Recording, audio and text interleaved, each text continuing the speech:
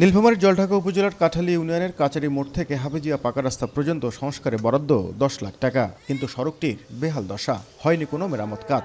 একই অবস্থা দিনাজপুর ক্যানেল থেকে কাচারি স্কুল পর্যন্ত। এই সড়কটি সংস্কারে বরাদ্দ ছিল ২ লাখ টাকা।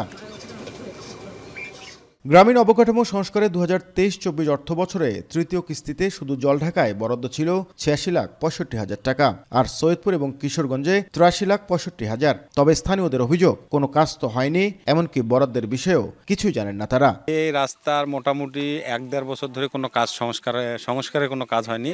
ওই ছয় বলে বাজেট হয়েছে কিন্তু চারে না কোনো কাম করেনি। ওই অল্প একটু যদি মাটি টাটি দিছে দিয়ে ওইভাবে চুপচাপ। আরও ভয়াবহ চিত্র গাইবান্ধায়। সাদুল্লাপুর উপজেলার বনগ্রাম ইউনিয়নের মধ্য জয়নপুর মসজিদ সংস্কারে ১,৭০,০০০ টাকা বরাদ্দ দেওয়া হয়, কিন্তু প্রকল্পের ব্যাপারে কিছুই জানেন না প্রতিষ্ঠানের কেউ। একই প্রকল্পে সড়ক, কবরস্থান ও বিভিন্ন প্রতিষ্ঠানের নামে অর্থ বরাদ্দ নিয়ে লুটপাটের অভিযোগ তৎকালীন আওয়ামী লীগের নেতাকর্মী ও এক শ্রেণীর অসাধু কর্মকর্তাদের বিরুদ্ধে। আমাদের মসজিদে যে ১,৭০,০০০ টাকা বরাদ্দ হয়েছে আমরা কেউ জানি না। টাকার জন্য আমাদের কাজে বন্ধ হয়ে আছে।